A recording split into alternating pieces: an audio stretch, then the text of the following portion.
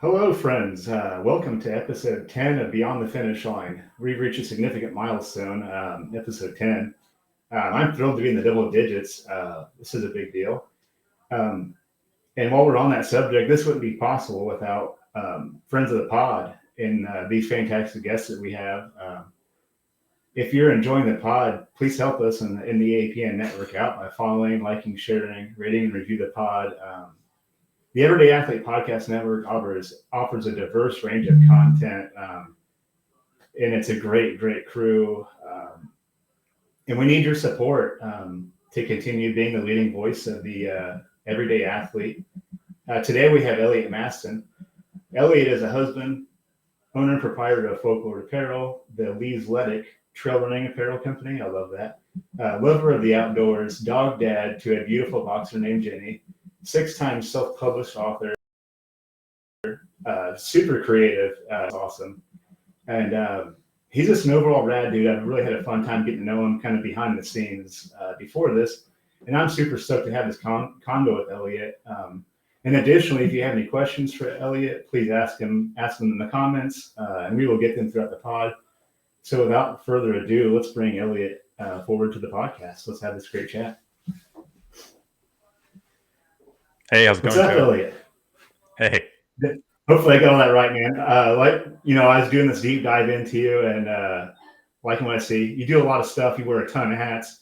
I feel like I just barely got some of the layers peeled back. And there's I'm just like, and man, I'm stoked. It's really been fun learning about you, kind of getting to this point. And I just kind of like to cut to the chase, and let's get into the deep end of the pool. Who is Elliot Matson? I'm going to answer this the way I've been answering everybody. Elliot Matson is a folklord. Yes. Okay. All right. And that's something we'll get to because I love this. But first, I kind of want to talk a little bit about your trail running journey. And specifically, how does Ginny, right? Your boxer, play into that story? Tie those two together for us.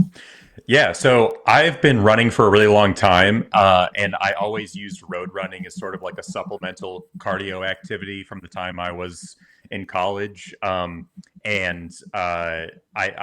went to school in Minneapolis, and my wife and I lived there for a while, and then we moved out to the Pacific Northwest, to Portland, Oregon, where we are now. And having the access to trails we do out here, I had friends who were always kind of trying to coax me out, and I never really bought into it. But then we ended up adopting a boxer named Ginny, and she had some kind of social anxiety. She wasn't really great at the dog park. She needed to get her energy out, and my friend suggested to take her trail running. And so I did. And immediately she loved it. And it was just this incredible way for the two of us to bond, to explore more, and to push me to run more with her. And boxers aren't typically endurance dogs, but she can crush, 10, 15 miles, whatever it is, going up mountains, going up in the gorge all year round. And so it really encouraged me to keep going. And so I have been running with her for about 3.5 years now, and she has no signs of slowing down. And I can't count on one hand the time I have said to her, like, okay, just a little bit further, Ginny, just a little bit further. And it's really, to me, trail running is about that experience with her. Being outside. It's what I love about this sport. It's about being in nature. It's about being present in the moment. And that is something that really swayed me on pursuing running more and going further and being with her. So I've loved it ever since. Oh man, I love that. So when I was picking out, I was kind of looking through pictures of you to like pick out for the promo card, I was like scrolling through, and I was just like, "That's the one." It's a picture of you and Jenny. She's like midair. Yeah, I love that. And I unprompted sent you a message earlier about my dog Steve. Yeah. I run with my dog Steve, so like I was hooked as soon as I saw that picture, and I love that story. Uh, does Ginny do the same thing? Like my dog wants to run like a 7:30 pace, and I'll be like, all right, I guess like I'm just like I'm an ultra runner. At best maybe run. We all know what ultra running is. It's a lot of hiking, occasional. Yeah. But I'm like, all right, I guess we're gonna run a 7:30-minute mile here. And then of course by like mile 3 or 4, he just like slowly he gets a little bit farther back, a little bit farther back. Yeah, that's rad, man. Thanks for sharing that with us. How old is Steve? He just turned 5 2 weeks ago. Okay, well, our like adoption day, we're guessing around 5, but he's still. Well, that's crazy that he's still running that fast. Yeah, Ginny's 6, and when I first started running with her on roads, she hates running on a leash. And it was like just dragging a boulder basically. And so when I took her on the trail and got her, off the leash, and it just gave her more confidence and the ability to like stop and sniff. I'm usually ahead of her, and then she runs and catches up to me. But I feel like since I've taken her like through the ringer, we've gone through some shit together, and now she understands how to pace herself a little better. I wish I could take Steve off leash, but his attention span is not. It's pretty short. So it's like he'll see a rabbit or like a squirrel, and he keeps me on my toes. You don't really know which direction he's going to take off. So, leash, unfortunately, still, I haven't quite taken him trail running yet. That's something we're kind of working towards, but yeah, we're getting there. So, man, thank you so much for sharing that with us. And speaking of that, we're gonna have to get you on our Running Fred segment on the Run Try Bike website too. It's dedicated just to furry friends and running. So, I would love that. Yeah, Ginny would love that as well. Yeah, I'll have to send you that link after this is done, man. That's great. So something else I heard you talk about, and something that really piqued my interest, is your bikepacking history. I'm kind of a late adopter into like endurance sports, and then by the time I really got into trail running, I had kids, so that kind of kept me to my home base. So living vicariously through that, let's go through your bikepacking history. This is great. It's something I always want to do. I'm getting closer to like being an empty nester. We are. Tell me about bikepacking. Yeah. So my history with that is the summer that I graduated college, I had a friend living out in Portland, Oregon. Actually, I'm from Chicago, but I grew up with him, and he invited me to come out on a bike tour with him and some friends and friends of friends. And some of them went from Portland, Oregon, all the way to Portland, Maine. Some of them kind of stopped in between, and I had time to go from Portland, Oregon to Missoula, Montana. And so I kind of unwittingly and unknowingly said, yeah, sure, I'll do it. And didn't really know what that entailed. And so I just kind of started training as much as I could, as much as you can in a very flat part of the country for going over a very hilly and mountainous part of the country. And so I went out there, and there was about 16 of us to start, kind of a ragtag crew of people. And it really just informed me on a very different way to see the country, a different way to experience the world, a different way to interact with people even. And we were really buoyed by the generosity of the people that we met.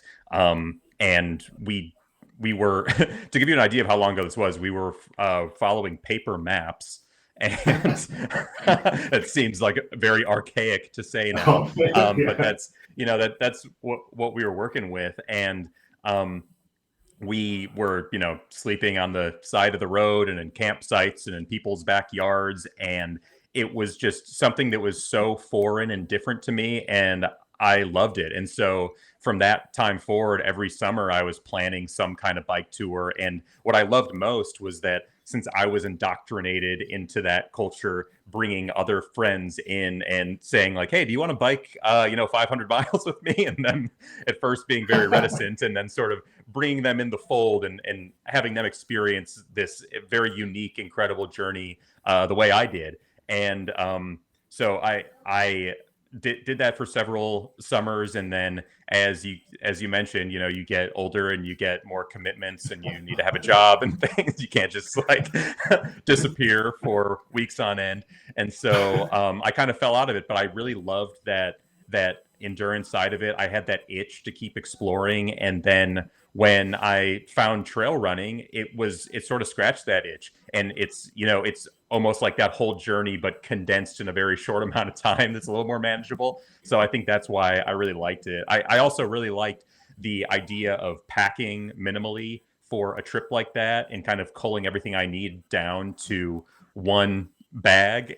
And that's kind of the joy I get out of like distance trail running, kind of packing my bag or my vest or whatever with the optimal amount of things that I need in order to be self-sufficient.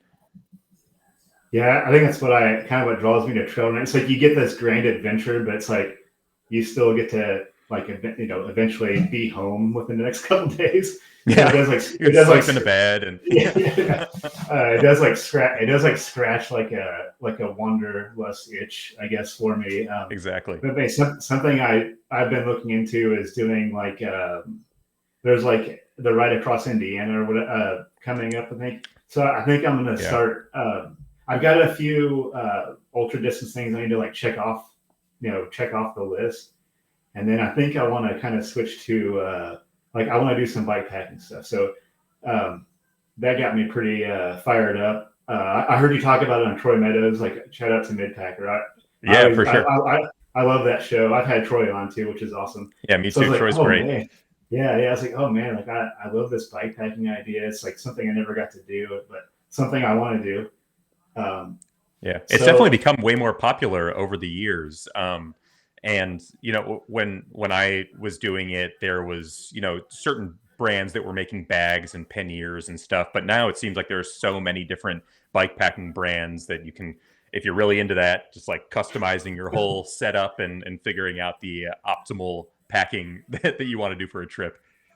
Yeah, I just barely started dipping my toes in. Like I've been cycling around on this old Nash bar street bike for so many years, and it's threadbare and pretty wore down. So I don't think I would trust it to go very far. Because I was thinking about doing like RAGBRAI this year, like last year. Yeah. Like I don't know if I trust this old thing to go that far. So I've been looking at a better rig maybe also, but I think that's part of the fun of it, though. Maybe you want to try and see how far that bike will take you. After that first tour I did, several of the guys that I biked with were riding fixed gears, and it was kind of like the pinnacle of that like hipster movement. So I got home and I converted my bike to a fixed gear, and that's what I rode several tours on after that, which in retrospect is really dumb, but it seemed cool at the time. So where all of you bike pack? Just like give me a rundown of different places you've been or different routes you've taken. Yeah, so I've done several things up in the Pacific Northwest. As I mentioned, Portland and Missoula. I've ridden from Portland up into British Columbia. I've ridden down like kind of in Central Oregon area as well. I rode, as I said, a fixed gear with no brakes from Minneapolis to Chicago, and then from like Duluth area up into Ontario, Canada. One year, my friend and I drove down to Jackson, Mississippi, and then we rode our bikes to New Orleans and then back. And so we did that in the winter, thinking that the South is warm in the winter, but we were sorely mistaken. But yeah, I mean, every one of my tours is definitely an adventure, and I'm a very like type A obsessive compulsive type of person, and for some reason bike touring is something that I really enjoy, and it's like sort of the the organization in the chaos, and I think that's what I like about trail running as well. It's just like going out into the wilderness and going into an environment that you can't really control and just sort of experiencing that and being in the moment. Yeah, I agree with that. Like, I'm not like maybe overly controlling, like OCD about certain stuff, but if I always kind of have like this. I'm always like kind of daydreaming about the future or like reminiscing about the past, like, and I'm always kind of stuck in that weird limbo. Like, so I think like trail running, like the outdoors, is like the one thing that you have no choice but to like be in the present. Like it's very real, like what you're doing. So I'm sure you agree with that. Obviously. So yeah, I agree with that wholeheartedly. Yeah. So like your love of the outdoors, that didn't necessarily start as like just like a means of fitness. It's like something that you just always truly love to do. Is that something that like always been a part of your life, or like when did like your love of the outdoors actually like blossom? I mean, I've always loved it. And in the Midwest growing up, it's a very different experience, as I'm sure you know. And Yeah. I think when my wife and I decided to move out to the Pacific Northwest and decided on Portland, we're just so close to the ocean, the mountains, the high desert up in Central Oregon, and there's so much to do out here, and I wanted to take advantage of it. When we first moved out here, we didn't really know necessarily if we were going to stay, how long it would be, and I was just like, well, if we're going to live out here, I might as well do as much as I can. And so that's like where biking started, and also as I'm sure you know, living in the Midwest, the weather sucks for a vast majority of the year, especially in Minneapolis. And I always bike commuted in Minneapolis all year round, and I always wore a badge of courage for that. And then in Portland, we don't have to deal with that as much. And if you go up to the mountains I've always loved skiing, you can kind of exit the winter and you don't have to be a part of it anymore if you don't want to. And so I really love that as someone who values consistency. I can do these things all year. I don't mind the rain. I don't mind the gray. And it's a way to just get out and experience nature. And so I think that just helps me clear my head. It helps me feel like I'm doing something productive, and it helps me feel like I'm taking advantage of where I live. Yeah, Minneapolis. That's where you're from. Is that where you're originally I'm from Chicago, but I lived in Minneapolis for several years. Yeah. Yeah. Oh, cool. I was born in Evanston, so I mean, not too. Oh, that's not where too my far. sister lives. Actually, I was just there 2 days ago. Oh, cool. Yeah. Yeah, that's rad, man. Well, we're from the same native soil, I guess. That's cool. Yeah, you were saying that you do run on some trails in Indiana, though. Oh yeah. Yeah. Indiana, it's kind of like the Midwest is kind of a slept on trail running community. Like we talked about earlier, Eagle Creek, there can only be one, I guess. But we've got some like gnarly stuff down south, just a couple hours away, and we're really starting to get some recognition and stuff. Stuff in the Chicagoland area. That's a lot of ultras popping up. The trail running scene is awesome up there too. You got like the 10 Miles crew and the Flatlanders up there. There's a lot of cool stuff popping up all over. I think people are finally starting to see like the gems that are the Midwest and trail running. We may not have like these big, I mean, we may not have like these big long out and backs like a lot of stuff do, but we're out here running loops in the Midwest and just still having a really good time. Time doing it. But cool, man. That's so rad that you're from Chicago. Well, all right. I want to dig into Folklord. Let's do it. Let's get right in. Maybe first let's start with what is a folklord? What is a folklord? That's a very astute question that I should have a good answer to, but I don't. A folklord is just like a consummate, curious outdoorsman. They or woman. They are a legend of the wilderness, and they embrace adventure. And they can hide in plain sight, whether that is in the wilderness or in civilization. And that was kind of the inspiration for the brand. I had always wanted to create a some sort of brand that sort of blended my different skill set of art and design with apparel and love of the outdoors and exercise and all that. And so I wanted to create trail running apparel that didn't look like trail running apparel. But I could never find exactly what I wanted. Everything that was sort of on the cusp was either maybe not the right fit or maybe a dead giveaway that it was running apparel or workout apparel. Obviously, like athleisure wear is a gigantic industry for a reason, but I never found exactly what I was looking for. And so I wanted something that didn't look like I was ever working out. And so what I landed on was this concept that I call leisure-letic, which is the opposite of athleisure.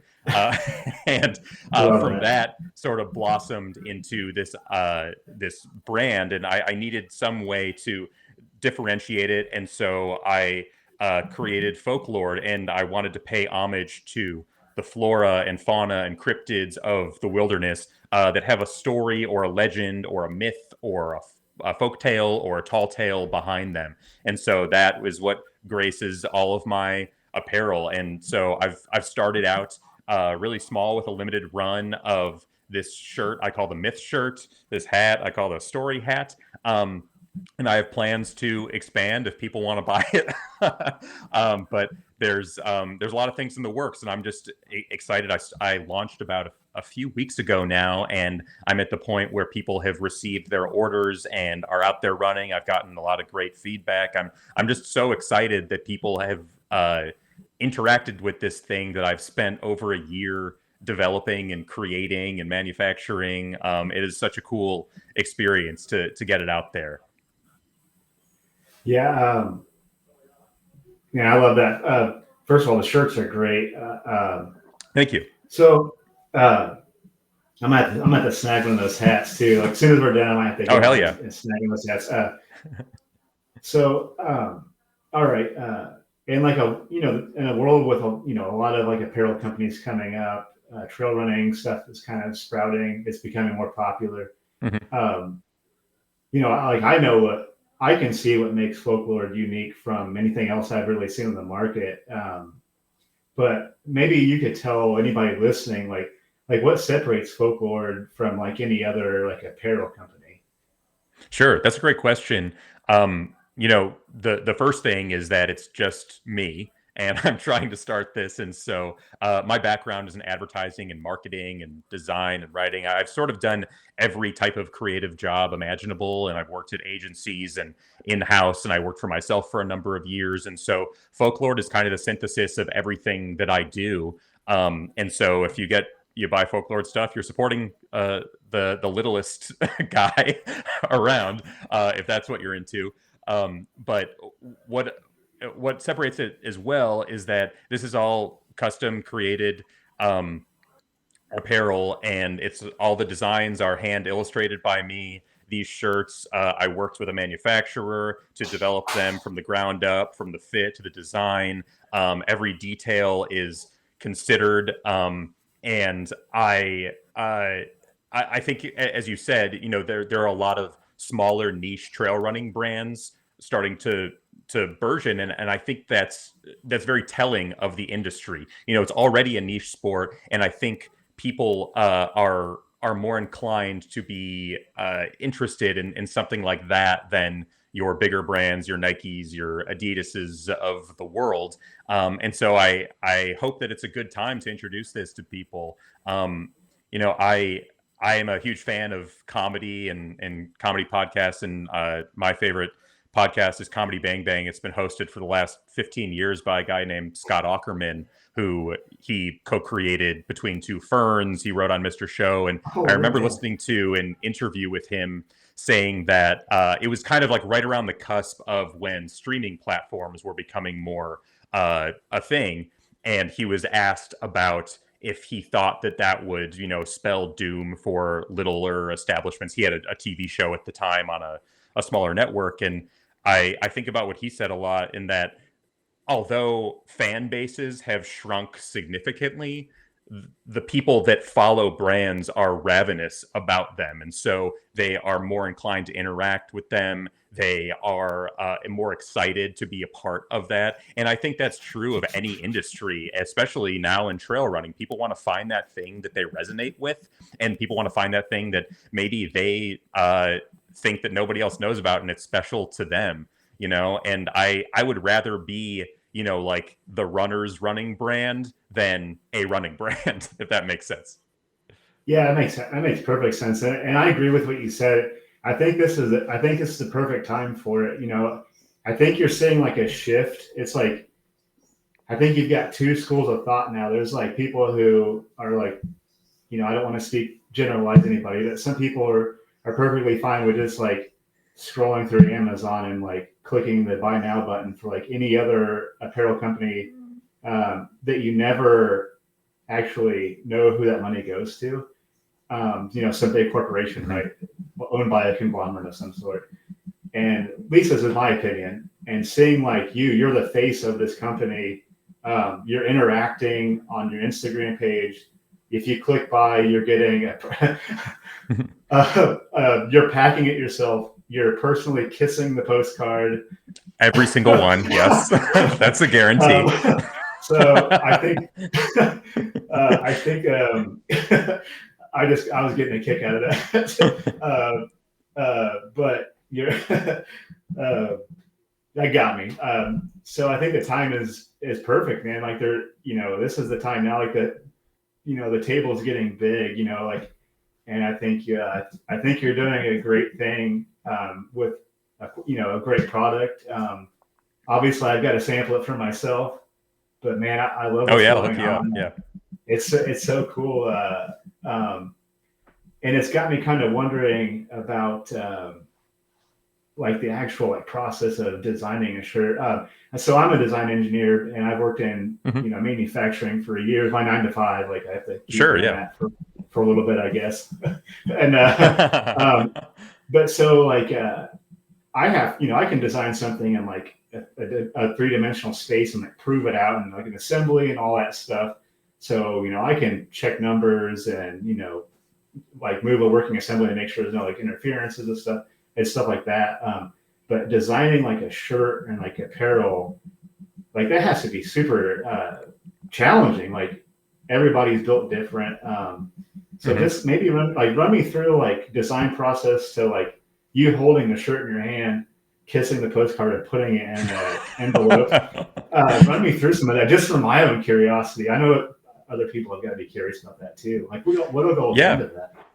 Yeah, it was a huge learning curve for me too. I mean, my background, as I said, in design and marketing, like I'd worked with people who created packages that I'd made or anything like that. But apparel is definitely a different industry, and I knew what I wanted to create, and I had this vision, and I was lucky enough to be connected with a manufacturer that was able to work with me. There are several different avenues you can take. I mean, you could go online and find a company that makes blank shirts and they can print, whatever you want on their shirt. But I didn't want that. I wanted something very custom. I wanted the fit to be a certain way. The backs of my shirts are laser cut, perforated. The underside of the collar is the opposite fabric of, I have 2 different shirts, so they share fabric. That I wanted this interior placket that protects your skin from buttons. And so to have all that, I needed to work with someone that was willing to kind of shape this for me. And so what I did was I created a mock-up of what I wanted. I created all the artwork.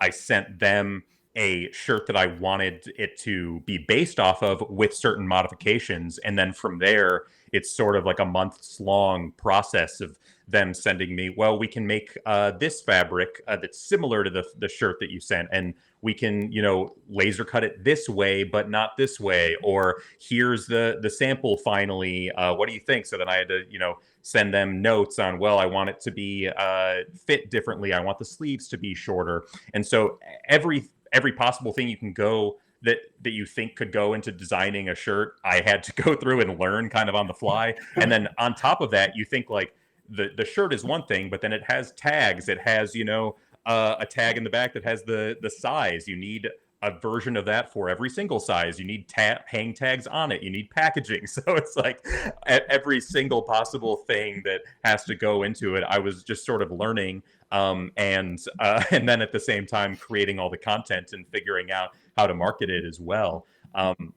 But it's been a really cool process that now I feel like I know much more about how to approach my next shirts. My whole idea with this brand is that I'm doing limited run drops. So like once this shirt pattern that I'm wearing is gone, it's gone, and then I'll release a couple more and a couple more, and I'm going to do that with different apparel items as well. And so, I also had to find a manufacturer that was willing to do those kind of limited runs, because some people won't even want to talk to you if you're not spending the big bucks like that. And so it's been super interesting. I've always loved creative challenges, and I always have had side projects going on, and this sort of started as another one of those side projects, and now it's become a side hustle that I do. I still have a full-time job, but hopefully in the future that can change, and hopefully that resonates with people, and they're willing to become a folklord themselves. All right, man.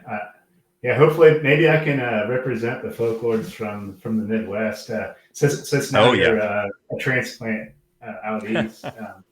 I would love that. So this might be hard to put a pin in.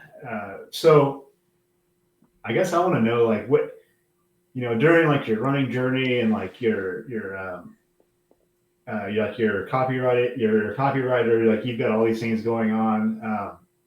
What, like, I guess I want to know, like, when did the light bulb go off, like, for Folklord? Like, when did that, like, I kind of want to know, when did that come to you? Was it just like, sure. I think, it wasn't necessarily like a light switch turning on, like, I'm going to create a trail running brand. It was very like a slow burn. As I said, I wanted to do something that was a kind of a synthesis of all of my skill sets or talents. And I've tried to do a number of things over the years. And I got this idea in my head about the opposite of athleisure, leisure wear. And I thought, well, that would be cool. And typically what I do is I think of an idea and then I go way too deep into it. And so just as sort of like a proof point, I just love to have creative side projects. And so I was like, well, what would this brand look like? I guess it would look like this. Well, I guess I should create a whole brand guidelines for it. I guess I should write all this marketing copy for it. And so I kind of did it the opposite of a lot of people that would start a company more intelligently. That I created the entire brand. I have so many pieces that I haven't released yet. I have so much content that a brand 10 times the size of me probably doesn't even have.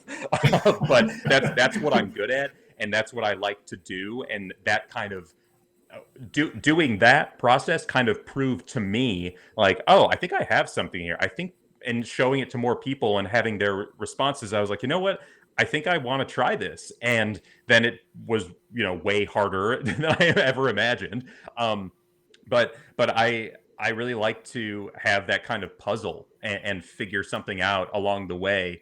There's the school of thought, I think, in branding and design, that you have to have like this perfect Bible liturgical text that is the brand. But I kind of go about branding the opposite way, in more of a shotgun approach, and I want to have like every possible arsenal in my toolbox. And within creating the brand of Folklord, kind of honing it and figuring out what it's going to be, and then removing the pieces that I don't need. It's sort of like, I guess I would liken it to, I'm creating the entire discography of a band, and in that process, as I create more stuff, then I kind of figure out the greatest hits. and then when I have the greatest hits album, then I can go back to, the B-sides and rarities and be like, oh, actually, I like this thing that I did, and I like this thing, and then kind of meld it all together. So that's sort of my very backwards process for branding and creating Folklord. But it's been an awesome an awesome journey, and I think where I come up with, I think my best ideas are on a run, when I'm not talking or interacting with anybody except Ginny for hours on end. And that's my time to have like my mind cleared, and that's when I come up with ideas, and that's when I film a bunch of dumb videos that you see on Instagram.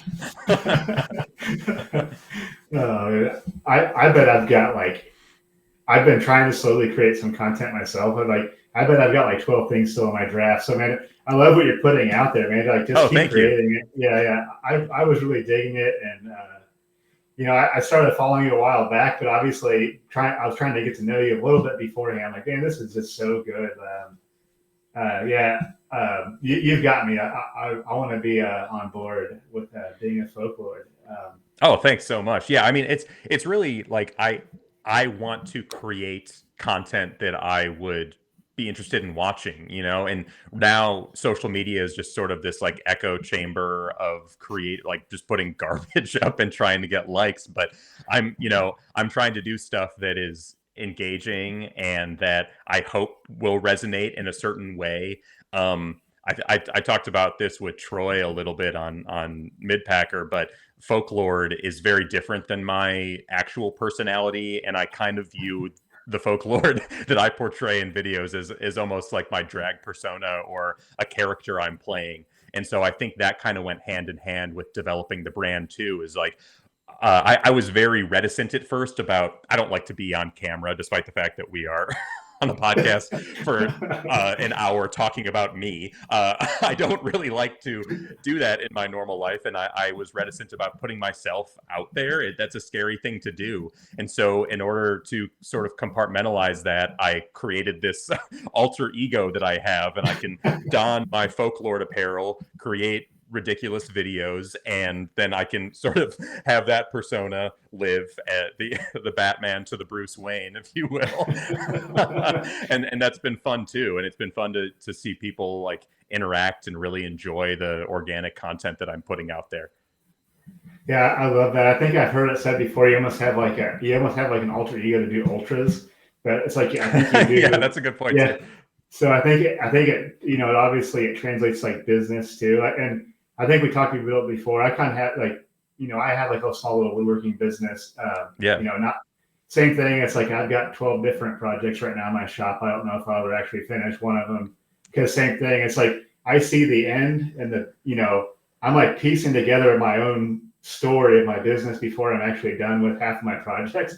But it's like you almost have to have like an alternate personality to kind of like, my woodworking personality is like real stoic, and I'm this hand tool woodworker, and my dusty. He has a beard. Shop. He wears plaid. Yeah. So yeah, I agree with it. Yeah. So I love that. I love like be like you're like adopting like that, like that persona, like the Folklord persona, and to me it seems genuine, man. So and I love it. Well, thank you. I really appreciate that. Something that really, really got me today. We talked briefly about. So you've wrote 6 books, right? Am I correct? I have. Yeah. Okay. 6. Okay. So I've been dabbling. I've been wanting to write a book for a while, and the thought of writing one is pretty terrifying. 6. So, and I got stuck on 1, and because it's fantastic, the audiobook. Tell me what. God, yeah. Tell me, dive into like the 6 books. Man, yeah. Tell me all that went into that. This is wild. Yeah, sure. I'd love to. As I said, I have been a writer professionally in marketing for a long time, but I love creative writing too. And as I said, like it's just another side project that I go way too hard into. It's like that meme where it's like no one, and then me writing 6 books. Nobody asked for this. But I just at first I tried to just kind of write a book to see if I could do it. I had an idea, and I thought that I loved creating stories, and I wanted to see if I could actually do it. And I did. And then that was kind of the easy part for me. And then the hard part was actually sending it out and trying to query a bunch of literary agents and trying to get published. And that's the part where a lot of people sort of throw in the towel. I was as persistent as I could be about it. And they say typically when you're trying to hear back from people that you're hoping will publish your book, the best thing to do is just start writing another book so you don't go insane. And then I did that 6 times. And so I don't know if that makes me crazy yet, but you know, they're glutton for punishment. Yeah, exactly. But yeah, as an ultra runner, we like to be punished in a certain way. So I just do it creatively instead. But yeah, I mean, I've written. They're all fiction books, and they're all different stories. And the stigma of self-publishing, I would say, has gone down over the years as people have realized it's just very hard to get published. And the way that you get published is if you already have a following, or you have been published before, or you're a notable celebrity that a publisher knows they will make their return on, which makes total business sense, but it just becomes harder and harder for some breakout success or someone just starting and wanting to publish a book. And so I wrote several novels, and then I got to the point where I was like, you know, this isn't really working out the way I wanted to. And so I wrote a novel that is sort of like an interconnected collection of short stories. And I thought, well, maybe a different way to do this and to get my work out there to people that maybe want to read it is record an entire audiobook for it. And so I broke each story into a different podcast episode, produced it, narrated it, edited it, did all the music for it. And I put it out there. You know, I didn't get any particular sort of recognition, but it was, again, sort of like Folklord, a different sort of synthesis of a lot of things I like to do. And so I wrote a second short story collection, and I did it again, and put it out there as an audiobook podcast. And I really enjoyed that process too. I just finished another novel a few months ago, and I started another one. It's sort of like, I just like to have like your woodworking projects, you know, you have something in your garage that's sort of sitting there and you can kind of go in and tinker on. I like to have that puzzle that's just sort of sitting on my desktop. And when I come up with an idea, I can hack away at the outline, and then I can sort of progress. And I like to check boxes off, you know, I like to make lists and finish them. And a novel is just another thing that I've gotten sort of, I wouldn't say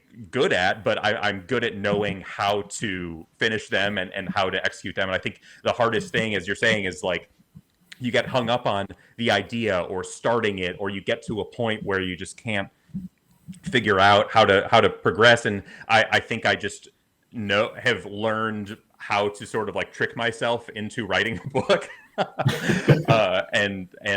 So I would say if you have an idea, you should go for it. I mean, whether it's a book or a project or an ultra marathon or starting a trail running brand, whatever, like I think your biggest enemy is going to be yourself, or the illusion that you don't have time to do it. But you know, the time that you think you don't have, you're probably like scrolling Instagram anyway. So why not use it for something productive and write a whole novel? Maybe that's going a little overboard, but you know what I mean. I love how like that's like a recurring theme is like I just went overboard because like I fully align with that in every sense of the way. It's like, you know, I couldn't run just a little bit. We couldn't, you know, do anything just a little bit. It's like, you know, you started this whole brand. You wrote 6 novels. Like I love that, man. So I did a deep dive on some of your books, and I couldn't get past the first one because it's so damn good, man.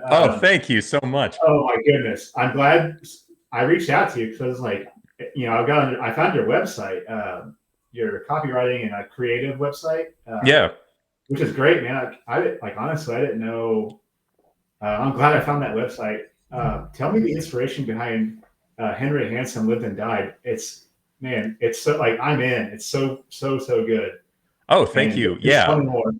And I mentioned before, I'm a big Western film fan. I grew up with Westerns. also Lonesome Dove, Louis Yes. L'Amour books, Oh, love those guys. Yeah. Unforgiven.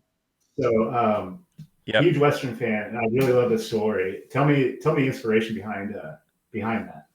Yeah, I mean, I'm the same way. I love westerns. I love Louis L'Amour. Like Hondo is one of my favorite books. I love the Lonesome Dove McMurtry series. I love Cormac McCarthy.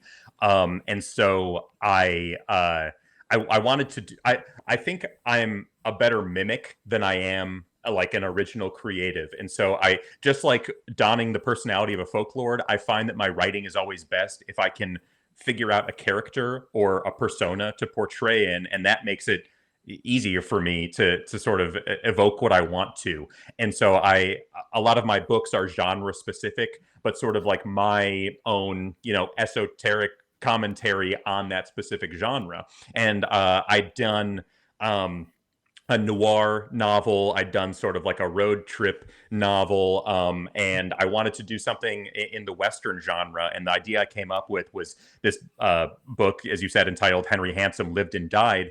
And it is, like a lot of my writing, sort of a commentary on how we consume media as a culture and storytelling through generations. And what Henry Handsome Lived and Died is a collection of 30 different short stories that all surround this folk tale cowboy, sort of like a Wild Bill or a Paul Bunyan or Davy Crockett type figure, and stories about him told through different perspectives over the course of hundreds of years all throughout history, and how that kind of retelling transmogrifies what the character even is. There's this paradox from ancient Greece called the ship of Theseus, and it's all about how if you have a ship or an object and you keep replacing parts of it, when does it cease to become original? Was it ever original? Is the new thing original? And so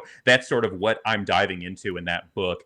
And when I finished writing it, I had such a fun time writing it. It's all told from this one sort of like old cowboy narrator perspective, and he is kind of re-examining these different stories. And I was like, you know what, in order to get people to really understand what I'm going for, I would love to record this, and I need to spend hours talking in this old cowboy voice and doing all the voices, and so people really understand what I'm going for. And as I said, going way too hard into something and spending hours and hours of my time recording and editing this book and talking in this voice that was very hard to do. But I think the end result is something that I'm really proud of, and it's something that I think encapsulates sort of my personality and my perspective and my ability in writing. I think that it's a great sort of tent pole of my writing, quote unquote, career. So it's something that it's on Apple Podcasts and Spotify, and you can check it out if you want. Yeah, highly recommend. I think I got to episode 8 so far, and holy shit, man, yeah, thank you. Soon as you sent me that, I was like, oh, like I found it on Audible. Like, so are all 6 books? Did you do audiobooks for all of them? I just did them for 2 because I thought that they those 2 particular books, the one that I did previously to Henry Handsome is one called Loveless Oregon, and it's about a small fictitious coastal town in Oregon, and every single story takes place in that town within the time span of about 1,000 years, and so you get to sort of examine how the town has changed, and every story has sort of its own flavor or genre to it as well. And it's, again, sort of an examination of storytelling and how we communicate throughout generations and consume media. Actually, that story, there is a story in that has the character of Henry Handsome in it, and it was sort of like my like a send up of Inglorious Bastards, or like Unforgiven or No Country for Old Men, and that gave me the idea to spin off that character into his own sort of series. Oh, nice. Okay. So you mentioned. I just have to ask real quick though. So, what Yeah. is your favorite Western? Let's just get that out in the open too. Now that we're talking about Oh, Westerns, I know that's hard to. I've got like a list of 10, like, but yeah. if I you mean, had I guess like I could give you three. I okay, love No Country for Old Men. Just because I mean, I love the Coen brothers as well. I love if you want to classify this as a Western, Blazing Saddles, I think is up there. And then as I was researching for Henry Handsome, because I have a lot of different genres, I stumbled upon this Bollywood Western called Sholay, which is highly regarded as like the best Bollywood Western of all time. It was made in the 70s. And there was this huge Western Indian film industry that I find fascinating because it was like their version of of I see Om is is in the chat. Om has entered the chat. Yeah, it's like it's India's answer to a spaghetti western. So you get like all this kind of mirroring effect, and it's incredible. So I would check it out as well. all right, adding that to my list. Yeah, man, No Country for Old Men. I can rewatch that movie. Yeah. It's like always in like this, like about every 6 months. I'm like, man, I guess I need to watch No Country for Old Men. I just watched it last weekend again for probably the 70th time in my wood shop. Like that sometimes just pops. Cool, man. We could probably talk about Westerns forever. We'll have to do a part 2 of this down the road. Oh, for sure. Do you have a I'm favorite Western novel? I don't, but I do have. I agree. I do love. I think Louis L'Amour wrote a book called. It was like a Red Letter series. Okay. A Red Letter Gun, I think, was the name of the book. That was one Okay, of my I'll check that favorites. out. But like TV series, The Rifleman. I'm going to go with The Rifleman for my favorite. Oh, all right, TV. right on. Yeah, I know it. I always love that. And my favorite Western book, Forgiven's probably one of them. 310 to Yuma, but I really like the old one better. I went to Old Tucson a few years back and got to see the train from the new 310 to Yuma. Like I went to where like Rio right on. Bravo. Yeah, I went to like where like Rio Bravo was shot, and like some open range was shot there apparently, which is really cool. But yeah, just I think it was like the Red Letter Gun series or something. I think it might have been Louis L'Amour, but don't hold me to that. I might have to actually look that up. But it's been so long. When I was a kid, my grandfather just like gifted me like this whole like series of books, and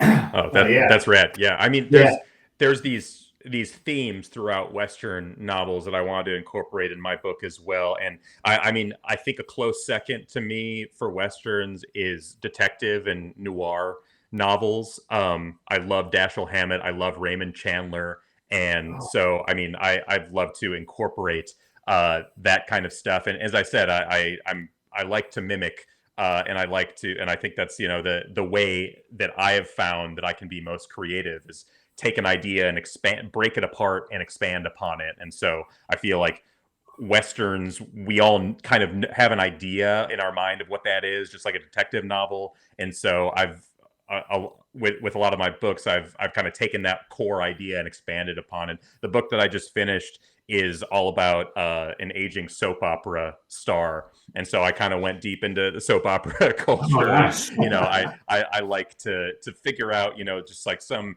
interesting niche and kind of build a universe around that. And that's what I'm also trying to do with Folklord is like to make a proof point and see like, does this have to exist in the world? Are there people that are really going to resonate with this like weird brand that I'm trying to sort of carve out a little space and trail running is? And so far, I mean, the answer is yes for at least like 5 people. So that's great. Oh man, it's so good. I know it's gonna pick up steam. It's just so like, you know, it's just so real and you're so genuine with it. I think you're onto something really good. Thank you. And that kind of brings me to my next thing I was going to ask you. Well, first I was wanting to give you a chance to plug a few things you want to do, like where to find you. You had a special promo code, and I was hoping we could get, before we run out of time, I want you to at least get that stuff. And then I've got another question, follow up on Folklord. Okay. Yeah, cool. So you can find me on Instagram at wear, WEAR, Folklord.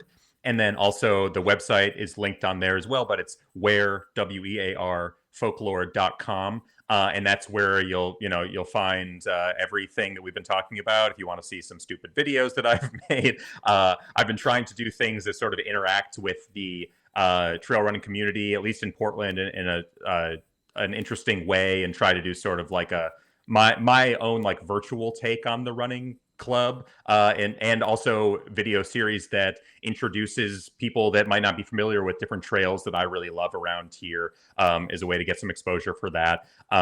So check that out. For any listener of the podcast, please come and check it out. And if you're interested, use the promo code Steve, all capitals, in honor of Joe's dog, for 10% off. And send me a message on Instagram. Typically, I love to interact with people who are really digging the brand, and I've met some really awesome people already that I never met before and are just genuinely excited. And so if you message me, there's a good chance that we'll end up having a paragraphs long exchange about running and whatever else. So if you're into that, slide into my DMs and we can go from there. Yeah, I love that. Yeah. What's next for Folklord? If you can, maybe give us a small peek behind the curtain. If you can, tell us what's up next. Yeah, I can. I've checked with the higher ups, and I'm at liberty to divulge this information. I'm going to be dropping another hat at the end of this month.